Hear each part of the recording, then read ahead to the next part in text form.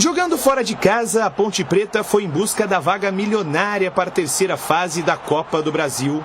E mesmo com o time completo, a equipe alvinegra viu o Brasil de Pelotas começar melhor na partida. Logo aos 12 minutos, Márcio Jonathan aproveitou cobrança de escanteio de Luiz Gustavo e desviou para o fundo das redes.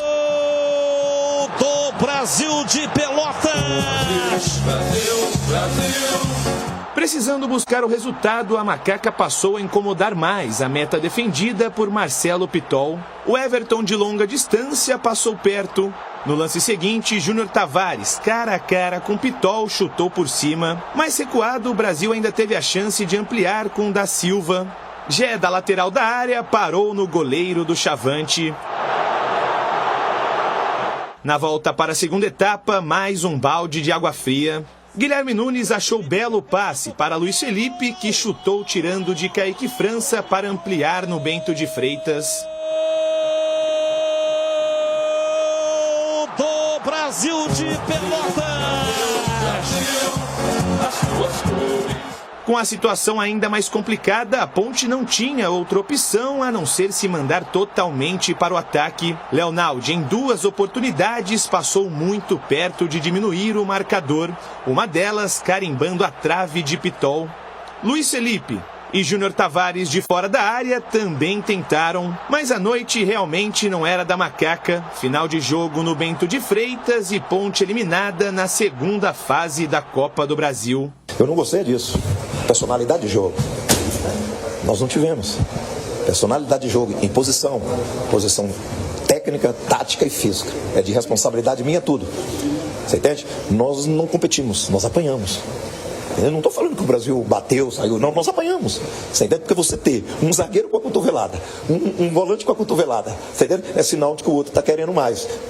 Isso não é o melhor método. Mas essa agressividade que o Brasil impôs, que levou o Brasil a ganhar e nos deixou numa condição de passar por vergonha. Ao final da partida, o técnico Hélio dos Anjos relatou ter sido vítima de racismo no estádio Bento de Freitas. De acordo com o treinador, que completou 65 anos nesta terça-feira, as ofensas aconteceram no retorno das equipes para o segundo tempo.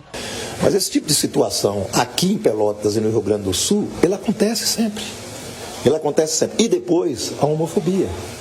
Falando que eu sou, né? Vou avisar mesmo, Hélio viado. Aí a arbitragem vem, eu que tenho que identificar, eu que tenho que sair lá e mostrar quem é. É humanamente impossível, tá entendendo? É um absurdo isso.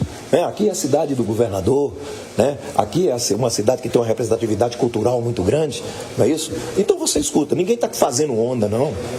Quem sou eu? Inclusive, eu sou um treinador negro que nunca tive, a primeira vez na minha vida, em 38 anos de bola, que eu fui chamado da palavra que eu fui chamado hoje. Nunca tive qualquer problema. Inclusive, eu sou até muito tranquilo para falar sobre isso. Vai ficar xingando de negão, vai ficar xingando de viado, sabe? Vai ficar xingando essas pessoas. É falta de respeito. Mas eu sei como é que é campo de futebol no Brasil e a gente tem que passar por tudo isso. Vamos analisar aqui a Ponte, a Macaca está fora da Copa do Brasil. Agora, a derrota ela só é total se dela não extrair nenhuma lição. Aí é total. A Ponte tem um mata-mata e a Ponte precisa subir. Tem que voltar para a Série 1 do Campeonato Paulista. Não combina com a história da Ponte a Série A2. Essa derrota para o Brasil de Pelotas não pode ser levada para o mata-mata da Série A2. Se a Ponte fizer isso, ela está fadada ao fracasso. Mas vamos falar do jogo de ontem. Você, Gleger, comentou pela Rádio Bandeirantes, achou o quê? Eu achei que a Ponte estava desconcentrada. Acho que faltou um pouco de foco no jogo, num jogo decisivo, né? Mas a Ponte teve oportunidades, teve chances, né? Mas se o cara está concentrado... Porque nós tivemos aí, por exemplo, estava 1-0 para o Brasil, o Leonaldi teve um lance lá que, poxa vida, ele não erra aquele gol de cabeça. Né? O Tavares saiu na cara do goleiro, mandou a bola, né, fora do estádio. Então, assim, o que eu quero dizer com isso é que faltou concentração para o time. Na minha opinião, eu percebi um time pilhado demais, por exemplo. Né? Aquele time que é ansioso, aquele time que quer, sabe, tropeçando na bola. Pô, o Amaralzinho ontem... Pô, Amaralzinho, que é um baita de um talento, né? Com proposta aí de grandes clubes, errando o passe daqui em você, Batista. Então, assim, isso daí é realmente foco. Eu estava falando ontem na transmissão da Rádio Bandeirantes, porque acontece várias coisas, do desembarque do time em Pelotas, né, até o apito inicial do juiz. Acontece várias coisas. Já joguei em Pelotas 1 milhão de vezes. Então você chega lá no aeroporto, já o torcedor já xingando, né, torcedor já falando um monte de abobrinha. Aí você vai pro hotel, na madrugada os caras soltam foguetório para acordar, para não te deixar descansar direito. Então já é uma coisa que acontece, principalmente no sul do país. Eles fazem isso. Agora, não te dá o direito de chegar para uma decisão e tecnicamente o time da Ponte é melhor do que o do Brasil e aconteceu o que aconteceu, pô. Até o Hélio dos Anjos, com toda a sua experiência, Hélio, parabéns, né? Ontem completou 65 anos de idade, mas assim, pô, Hélio, com toda a sua experiência, cara, já vivenciou isso 1 milhão de vezes. Então eu acho que o vestiário da Ponte ontem ficou assim, sabe? Pilhou demais, Batista, sabe? Quando passa do ponto, o Hélio é um cara que ele joga junto, né? Que ele é muito ativo ali na beirada do campo, mas ontem eu percebi um Hélio diferente. Até mesmo ele, com toda a sua experiência, eu percebi que ele estava desconcentrado, né? Ouvindo o torcedor falando bobagem ali, falando um monte de coisa. Então isso acaba influenciando dentro do campo, não tem como. Não tem como, porque todas as vezes que a Ponte conseguiu equilibrar o jogo, a Ponte estava tomando um sufoco danado no início, né? E aí quando deu mostras de que ia equilibrar, tomou o primeiro gol. E aí foi, né, novamente, no final do primeiro tempo criou 2, 3 oportunidades ali pelo lado esquerdo, não conseguiu converter em gol, teve esse lance, a cabeçada do Leonaldi, né? Aí volta para o segundo tempo, mais uma vez, então parece que ela vai equilibrar, toma o segundo gol. E aí é difícil. Poderia ficar até hoje, Batista, agora aí na hora do almoço, que ela não ia conseguir fazer o gol. Então, realmente, faltou um pouco de foco, faltou concentração para o time da Ponte ontem. E para você, CH, a sua opinião, placar de 2-0, um gol em cada tempo, no começo de cada tempo, 12 minutos do primeiro tempo, 1-0, e 9 minutos do segundo tempo, 7 ou 9 minutos. Segundo tempo, 2-0, Brasil de Pelotas. E a Ponte arremessou na lata do lixo 2 milhões e 100. Existem 3 pilares na composição de um atleta profissional.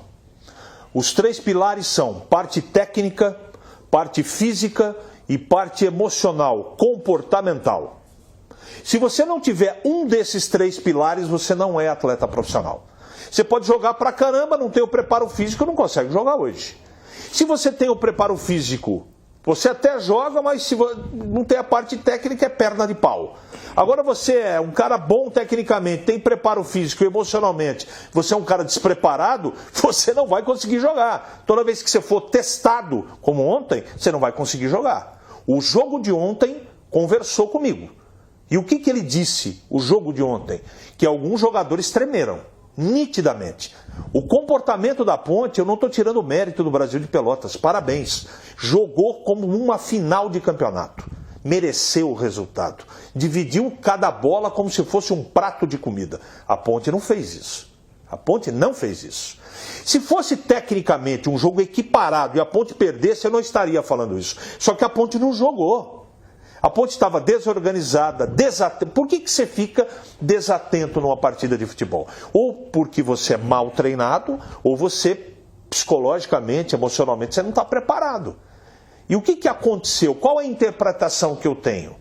Ou pilharam demais os jogadores que não suportaram a pressão, ou nitidamente os caras tremeram, porque esse time da Ponte não é o time do Campeonato Paulista. E não me venham comparar força técnica. Porque eu falei com o Gleger agora na Rádio Bandeirantes. Eu falei, estava assistindo um jogo, Batista, ouvindo você.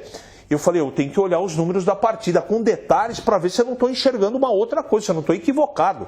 Isso eu estava com o pé para cima, estava de hobby, tranquilo, pantufas, e olhando o jogo. Pantufa. Que legal. Eu adoro uma pantufa. Aí eu olhei para o jogo, olhei para os números e falei, é exatamente o que o Tigrão e os Gleger estão falando na transmissão, o Batista falando e o que eu estou vendo. O time não jogou futebol. Então não tem análise. Quando um time há 13 minutos toma um gol de bola parada no jogo decisivo, para que eu quero descer. A Ponte que é expert em bola parada, toma um gol a 13 na casa do adversário do primeiro tempo. Quem que subiu de cabeça? Seu Matheus tem 2,50 m. Como é que pode perder? Não foi na altura, não. Perdeu o tempo da bola. Desatento. Antecipação. O seu Kaique França, desatento. Segundo gol foi uma vergonha. Voltou do segundo tempo dormindo. Bola do lado esquerdo, vem para dentro. Cadê os volantes na frente dos zagueiros? E zagueiros que não jogaram bem também, diga-se. Não salvou ninguém. Ninguém. E o grande responsável é o seu Hélio dos Anjos. Sabe por que ele é o grande responsável? Vou explicar. Porque ele tem que detectar quem tem condição emocional ou não para jogar. Quando ele vê os caras tremendo, ele tem que tirar do jogo. E olha, se eu sou o treinador e tivesse no comando desse time no primeiro tempo, eu teria mudado no primeiro tempo, porque era nítido. O seu Gé parecia um outro jogador ontem. Eu estou citando um, eu posso citar 10. 10. Seu Amaral, Matheus Jesus, irreconhecível. Então tem que tomar providência. O que o comandante tem que fazer? Tem que tomar providência. E a providência do jogo qual é? Tem que mudar as peças. Porque para conversar é só no intervalo do jogo, com essa multidão aí fazendo barulho. Não gostei do que vi, me decepcionei do que vi. O comportamento do time não é o comportamento que nós estamos habituados a assistir na Série A2. Uma decepção, não só pela eliminação, pelo comportamento do time. Se a Ponte tivesse perdido jogando, faz parte do jogo, faz parte da história do futebol. Agora, perder sem jogar, sem competir, tremendo, com medo do... Jogou com... Desculpa, é o Brasil de Pelotas, não é o Barcelona que está do outro lado. O jogo não estava no Camp Nou. Estava aí, com todo respeito, em Pelotas. Agora, se o cara não dá conta de jogar emocionalmente contra o Brasil de Pelotas, desculpa, gente. Desculpa. Aqueles que a gente assinou embaixo aqui, que eram bons jogadores, a Ponte tem que rever. Foi apenas um jogo, tá bom. Mas para esse amigo de vocês, eu tomo muito cuidado com isso. O que aconteceu ontem, em termos de comportamento, liga para mim, sim, um sinal de alerta. Havia um pacote com 2 milhões e 100. A Ponte deu um pontapé e jogou no lixo. 2 milhões e 100. É muito dinheiro. A Copa do Brasil paga muito bem. E olha, se a Ponte passa para a etapa seguinte, poderia ganhar 3 milhões e 300. Infelizmente, aconteceu essa lambança. O Hélio dos Anjos reclamou demais da arbitragem. Felipe Fernandes de Lima, mineiro, sem experiência, 35 anos, apitou apenas um jogo no ano. Foi um jogo Tuna Luz e alguém aí, né? No Copa do Brasil. E foi para este jogo numa partida muito complicada. Como disse o Gleger, para quem conhece o estádio, eu já estive nesse estádio lá em Pelotas. É um estádio acanhado, é uma panela de pressão. Caldeirão. É um caldeirão e o árbitro tem que ter personalidade. Ele estava tremendo, assim como alguns jogadores da Ponte também estavam com a perna bamba. E o árbitro também. Quando isso ocorre, né? O que o árbitro faz? Ele vai picotando o jogo para ter mais controle da partida. No primeiro tempo, 8 cartões. Não é normal isso. O árbitro não pode administrar uma partida na base do cartão. O cartão tem que ser dado quando necessário. E não teve jogo. A partida foi horrorosa tecnicamente, um jogo picotado a todo instante. O árbitro é daqueles que gosta de conversar, você viu ou não? Demais. Ele queria conversar. Aí conversa aqui, conversa ali, tá aí a bola parada, e o tempo passando. Não, e aquela hora que ele foi dar o cartão, Batista, e deixou, e o cartão voou da mão dele. Batista, O cara tava perdidinho. Com 3 minutos tinha jogador da Ponte querendo peitar árbitro. Ele não foi bem, é inexperiente e prejudicou o jogo, não a Ponte. O jogo, ele é fraco. Agora, a Ponte, Gleger, você trabalhou em muitos jogos da Ponte. O comportamento emocional do time é esse que nós vimos ontem? De forma alguma. De forma, não, fala, inclusive do próprio treinador. Peitando o juiz toda hora, meu Deus do céu. O Kaique França não tem característica 3 minutos. Sair peitando todo mundo. No primeiro tempo, a tava que estranho. você tem Tava estranho, de tava neutralizar uma situação como essa Primeiro é montar uma estratégia para o jogo. Vamos lá, a Ponte inclusive adotou uma estratégia, ela fez toda a preparação em Campinas e aí viajou na véspera do jogo para Pelotas. Não quis viajar um dia antes para fazer o treinamento final lá em Pelotas. Acho que houve um erro. Deveria ter ido antes, ter feito o treinamento, vai se aclimatando lá no local da partida. Segundo, até na Rádio Bandeirantes nós temos o programa Esporte em Debate, das 17 até 19h30. E teve um ouvinte, olha só, hein? O ouvinte sabe mais do que nós, do que treinador, ele está ligado em tudo. Então ele disse, olha, alguém avisa o Hélio dos Anjos sobre aquilo que vai acontecer. É catimba o tempo inteiro. O Brasil de Pelotas vai fazer isso. Ele tinha informação. Só que o Hélio dos Anjos não tinha informação. Não foi preparado emocionalmente o time para poder enfrentar a catimba. Picotando o jogo, caindo toda hora. Tomou um gol muito cedo. A Ponte tinha time, tinha qualidade técnica para reverter a situação. Tomar o gol cedo é do jogo, é uma fatalidade. Agora, admitir isso na sequência da partida, a Ponte não jogou, não teve jogo. A Ponte caiu na armadilha do Brasil de Pelotas. Agora eu pergunto... Inclusive os jogadores experientes, que é o caso do Arthur, que jogou lá. Eu pergunto, os 2 gols que a Ponte tomou, tem a ver com a catimba? Claro que tem a ver com a catimba. Claro que não. Vai enervando... O Gleger jogou 20 anos, 13 minutos, pode falar a respeito disso. 13 minutos no primeiro tempo, gol de bola parada. Não concordo com o senhor. Batista, só que o jogador ele tem que estar preparado para isso, pô.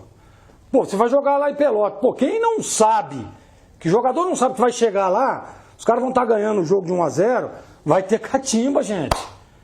Se o CH tá certo. Pô, você tem que estar preparado para isso. Os gols não foi questão de... Agora, a Ponte, primeiro, bola parada, ela não estava preparada para isso. Não existe. E aí você cair na pilha da catimba é pior ainda. Porque, pô, você vai jogar... É a mesma coisa quando você vai jogar uma Libertadores, você vai jogar lá no Monumental de Nunes, você vai jogar no La Bombonera, não vai ter... Pô, você já sabe que vai ter catimba. Você já vai preparado para aquilo. Pô, quantas vezes o Hélio jogou contra aí o Brasil de Pelotas... Ou jogou lá contra o Inter, contra o Grêmio. Cara, lá no Sul é diferente, não adianta. Eu falei isso antes do jogo. Tem que estar preparado para tudo. Transmissão ontem eu falei. Eu lembro de uma coisa que você falou mas a catimba, os caras só caem. Cara, os caras vão fazer isso o jogo todo. Eu lembro que você falou um negócio ontem, eu quero dizer que... está dando aqui consultoria de graça, viu? Como é que você fazia quando você pegava um ambiente desse aí? Como é que você fazia como atleta profissional? Você tem que entrar num estado de hipnose.